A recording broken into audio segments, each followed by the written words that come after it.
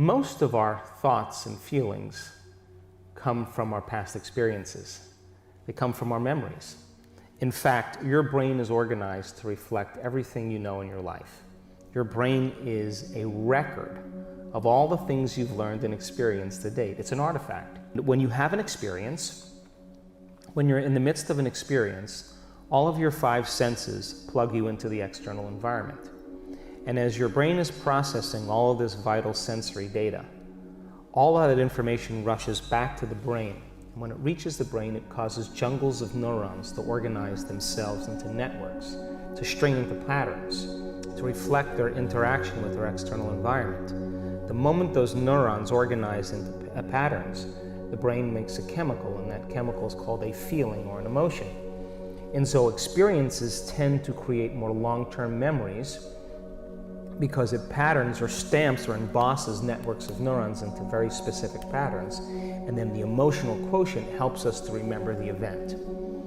So we learn something new intellectually, we also cause networks of neurons to form. I mean, the Nobel Prize laureate Kandel in the year 2000 found that when people learn just one bit of information, they doubled the number of connections in their brain from 1,300 connections to 2,600 connections. So if they didn't review that information or repeat it, the connections pruned apart. So we know then that learning semantic information begins to organize circuitry in the brain, and experiences enrich the brain. The end product of experience, of course, is the emotion, and it causes us to feel certain ways. And the moment you felt altered or you felt differently, significantly, your brain perked up and you paid attention to whatever caused that. And that event in and of itself is called a memory. So then most of our thoughts and feelings tend to be within the neural circuitry of the past and the emotions of the past chemically. So if you take a thought, thoughts are the language of the brain and feelings are the language of the body. And how you think and how you feel creates a state of being. If you combine a thought and a feeling, and you have a series of good thoughts that are connected to a series of good feelings, that cycle of thinking and feeling creates what's called an attitude. If you have a series of negative thoughts that are connected to some pretty bad feelings, you'll say you have a pretty bad attitude today. So if how you think and how you feel creates a state of being, then attitudes are just shortened states of being. You can feel good in the morning, you can feel bad in the afternoon. If you take an attitude, an attitude, an attitude, and you begin to string attitudes together, when you combine an attitude, an attitude, an attitude, you start to form what's called beliefs.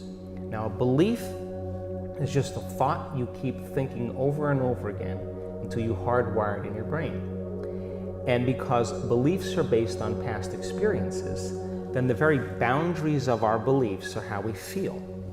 And so when our beliefs get challenged, it typically doesn't feel right. I know from the research that we've done that the redundancy of thinking and feeling and feeling and thinking over time, for example, a person has an insecure thought, then they feel insecure. The moment they feel insecure, they think more insecure thoughts. They fire and wire more circuits in their brain to feel more chemicals of insecurity, and then once they're feeling insecure, they think more insecure thoughts, and they do this for over and over again. The redundancy and the repetition of that cycle over time conditions the body to subconsciously become the mind. Once the body becomes the mind, that's called a habit.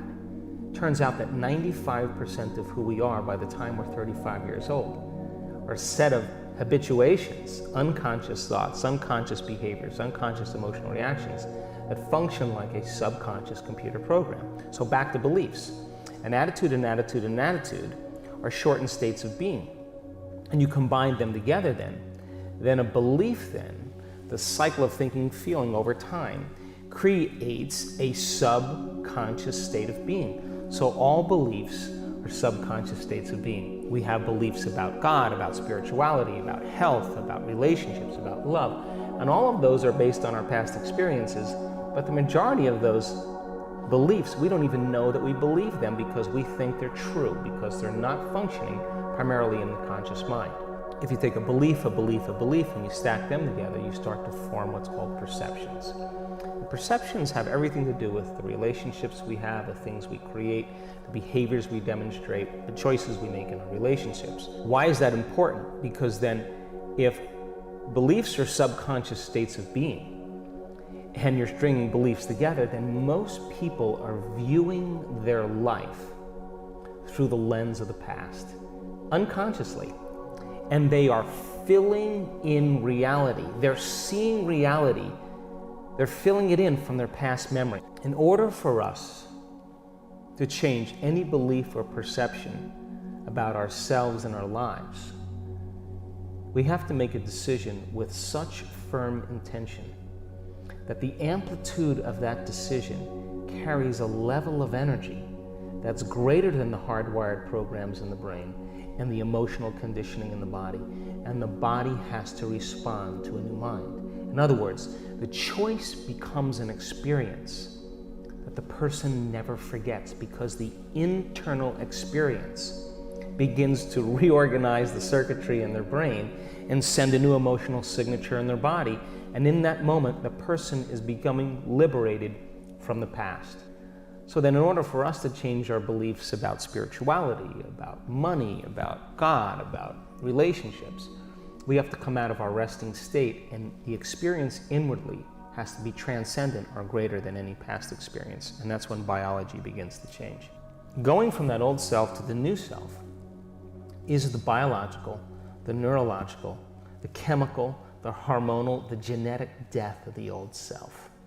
And most people, they step out into that unknown and it feels so uncomfortable, they can't predict it, they return back to the known. People say to me, well, I can't predict my future. And I always say to them, well, the best way to predict your future is to create it, not from the known, but from the unknown. And that void, that unknown, is the perfect place to create from. Now, why is this dangerous? Because when you're living in survival 70% of the time, there's better chances in survival from running from the unknown than embracing the unknown, right? If there's a predator out there, you hear something around the corner and you can't see it, that's an unknown. You're gonna run. You're not gonna go, and it's not a time to trust. It's not a time to open your heart. It's not a time to do that, it's time to run. So if people are living by these emotional states of survival, they're never gonna wanna step out into the unknown because they can't predict the future, so they'd rather hold on to what they have. Turns out that those emotions of stress are highly addictive. They give us a rush of adrenaline, rush of energy. And so people use the problems and conditions in their lives to reaffirm their addiction to that emotion so they can remember who they are as a somebody. So then, if your thoughts can turn on the stress response, and those stress chemicals are addictive, then we become addicted to our own thoughts. So then stepping out into that unknown is where true greatness happens, because that's where the person begins to say, what thoughts do I want to fire and wire in my brain? What behaviors will I want to demonstrate in my new life? Can I rehearse them in my mind? And the mere process of mental rehearsal, this is neuroscience now, begins to install the circuits in your brain to look like the experience has already occurred. You're priming your brain into the map of the future instead of the record of the past. And then the true person who's in the process of transformation will say, can I teach my body emotionally what that future is going to be like? And their body, as their unconscious mind, begins to believe it's in the future instead of in the past. That process is not an overnight process. We don't jump from the old self to the new self. It requires that continuous process of changing our biology. But I can tell you, in observing people who have healed themselves of very serious health conditions, who've healed themselves of some pretty difficult scars from the past, who've overcome addictions, who've created new opportunities and new jobs and new relationships and a new life, had to cross that river. And that is when they're literally, from a biological standpoint, a new personality. And your personality creates your personal reality. That's it. And your personality is made of how you think, how you act, and how you feel. So the present personality who's sitting here today has created the present personal reality called their life. Which means then, if you want to create a new personal reality, you got to change your personality. And that means you got to start thinking about what you've been thinking about and change it. Look at your unconscious habits and behaviors, what you say, what you do, and become conscious of it, and change it. And look at the emotions that have kept you anchored to the past, and decide if those emotions belong in your future.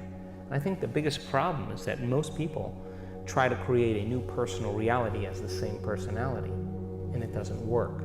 So then as we begin to demystify this, the person starts to say, oh my God, the disease that I have is because it's connected to this personality. Is it possible that if I change my personality, just like a person with a multiple personality disorder, is it possible that if I change my personality, that the disease exists in the old personality and I'm literally someone else? Is it possible then from a biological standpoint that they're healed and changed? So to answer the question, it's difficult because we're breaking out of a biological mold. It's difficult because most people don't know that they have within their reach all the tools to do it, because they have, number 3, been conditioned on some level to believe that the new hairstyle or the new type of beer they're going to drink or the sports car or whatever it is going to change their state. And that's the hypnosis. And when I wrote The Placebo, You Are the Placebo, the biggest thing that I walked away with after writing that book was how hypnotized and programmed we really are. And that's bothered me ever since I wrote the book, because people watch things in their external environment and they accept, believe, and surrender to that information without any analysis, and they're programmed. And so when you and I start waking up and say no to those programs, and we start to think that we're maybe a little bit more unlimited than we're given credit for, and it's not driven for profits or self-interest, but when people start to wake up and say, hey, you know, I healed myself of this condition, I healed myself of Parkinson's, I healed myself of lupus, I've healed myself of cancer. Hey, yeah, I was abused as a child, yeah, that's right, I was beat up by a violent father, and I lived in vulnerability and fear for the last 25 years, but that fear has signaled the wrong gene, and I developed this genetic condition. The doctors said I had no way of healing. But when I overcame that fear and I broke out of it, I started to signal new genes in new ways, and that disease doesn't exist. It has to start with a new consciousness, and that it's going to come from common people doing the uncommon. And I believe that you don't have to be a Buddhist monk. You don't have to be a nun with 40 years of devotion. You don't have to be a religious scholar. You don't have to be a researcher to do this. That common people around the world can do the uncommon. And if they're given the right understanding and the environment is set up where they can begin the application of that. And I have looked at over 1,000 brain scans of people in meditation. And I can tell you that you and I are at our absolute best when we get beyond our analytical mind. When we get beyond ourselves. That's the moment that the brain gets so organized and so coherent. The front of the brain's talking to the back of the brain, the right side of the brain's talking to the left side of the brain. There's this synchronization, this psychic union going. And the person has tears of joy rolling down their face. That gestalt moment, that transcendent event for the person is completely subjective. But my interest is measuring that subjective experience.